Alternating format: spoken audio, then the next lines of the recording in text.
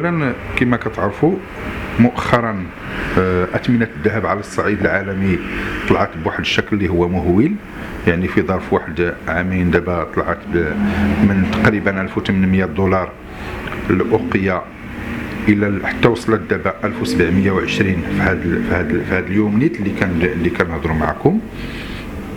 هذا بطبيعه الحال كيجعل انه كاين اشكال على مستوى الماده الاوليه، والاسباب مختلفه، فيها ما هو جيوسياسي متعلق بالوضعيه ديال العالم حاليا، فيها ما هو متعلق بالظرفيه الاقتصاديه، يعني لا كونجونكتور ايكونوميك مونديال كاع اللي كاينه اللي مأثر على هذا الموضوع ديال الذهب، وفيه انه الاغلبيه ديال الناس دابا راه رجعوا انه كيعتبروا ان الذهب هو الملاذ الامين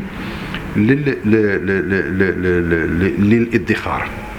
داكشي علاش انه واحد العدد ديال الناس كيتسابقوا الزمن من اجل انهم يقتنيوا الذهب سواء في المغرب او في بلدان اخرى. الا انه واحد الاشكال اللي وقعنا فيه مؤخرا احنا بالنسبه لتجار الذهب والصناع ديال الذهب اصحاب الورشات وغيرهم، هو انه كنلقاو على الصعيد العالمي واحد الثمن ديال الذهب، يعني للاوقيه مثلا كنلقاوه كيطيح الا درنا لا كونفيرسيون يعني بالدرهم، كنلقاوه انه مثلا كيطيح ب 650 درهم مثلا. في ذاك الوقت اللي كيطيح على الصعيد الثمن العالمي ب 650 درهم مغربيه، كنلقاو انه الثمن في السوق الوطنيه كيوصل حتى 750 درهم. في واحد الوقيت راه وصل 750 درهم. هذا الشيء يعني شي حاجه اللي هي غير مألوفه بتاتا. ولذلك الفيدراليه المغربيه للصياغين واحد العدد ديال الجمعيات ديال التجار والصناع على الصعيد الوطني يعني طرحوا العدد ديال الاسئله اشنو هو اش هذا الشيء راه ماشي معقول. كيأثر اولا على التاجر اللي هو المستهلك من الدرجه الاولى، ثم على المواطن العادي اللي هو المستهلك من الدرجه الثانيه، اللي بطبيعه الحال كيبغي يخزن شي شويه، كيدير كما كنقولوا حنا في الصاغه زينه وخزينه. ولكن كنلقاو حنا ان كنبيعوا بواحد الثمن زايد علينا دائما بازيد من 100 درهم، 75 حتى 100 درهم حتى 120 درهم على داكشي اللي خصو نورمالمون يكونوا الا رجعنا للثمن ديالو على المستوى البورصات الدوليه. ولذلك اجتمعت المكونات ديال الفيدراليه في الاسبوع الماضي، الجمعه ما قبل الماضي، في الدار البيضاء، وكانوا قرارات حقيقة قرارات اللي هي آتت الأكل ديالها في الأخير. ومن بين أهم القرارات هو أنه تكون المقاطعة ديال شراء الذهب من طرف التجار ومن طرف الصنايعية لمدة أسبوع إلى حين أنه نشوفوا النتيجة.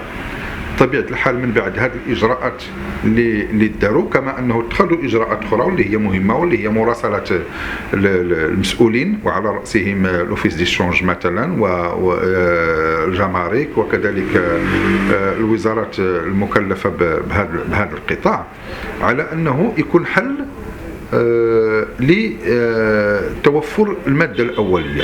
هذا الموضوع ديال توفر المادة الأولية حنا كنناقشوه لسنين، كنقولوا أودي راه الإشكال الكبير اللي كاين دابا في المنظومة، أنا كنسميها المنظومة وهذه غادي نرجع لها باش نشرحها، منظومة المجوهرات اللي فيها تجارة والصناعة، فيها موالين دوزان يعني الالات لي زوتي ديال لا بيجوتري، فيها الناس اللي كيبيعوا الكرتون بحال هذا الشيء حنا اللي كنديروا فيه السلع، وفيها الناس اللي كيبيعوا كذلك الديكورات ديال المحلات، فيها الناس اللي كيخدموا عمال عند اصحاب المعامل. ولذلك انا كنقول دائما انه على الاقل واحد 100,000 اسره مغربيه عايشه في هذه المنظومه ديال المجوهرات.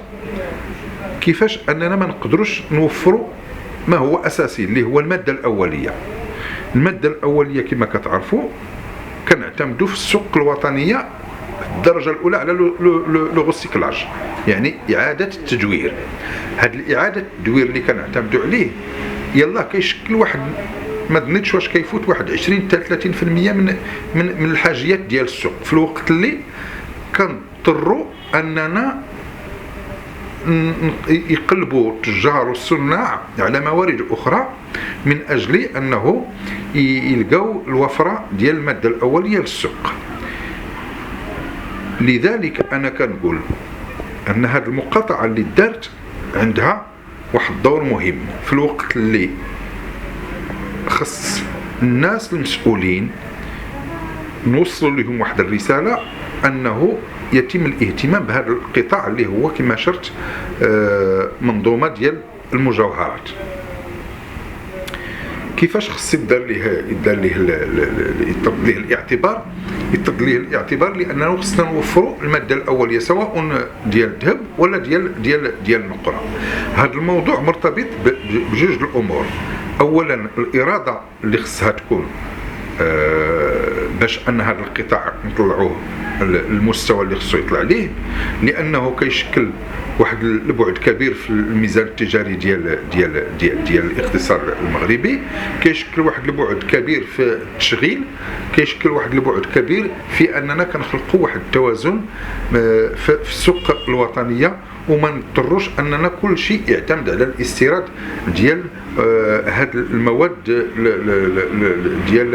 ديال لا بيجوتري من برا، خصوصا انه مؤخرا راه يتم الغزو بشكل كبير للسوق الوطنيه من طرف المواد اللي كتصنع في تركيا، كتصنع في الشينوا، كتصنع في البلدان الاخرين.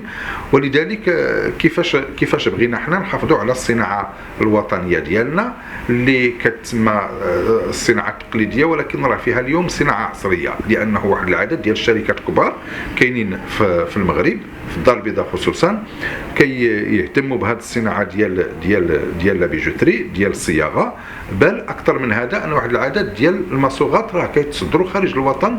ولذلك انا كنقول ان الاهميه ديال الاهتمام ديال هذه المنظومه ديال المجوهرات من هنا كتبدا. اذا اليوم اشنو هو الحل؟ اولا يجب تبسيط المساطير فيما يخص الاستيراد ديال الذهب من طرف التجار والصناع ديال هذا القطاع. علاش؟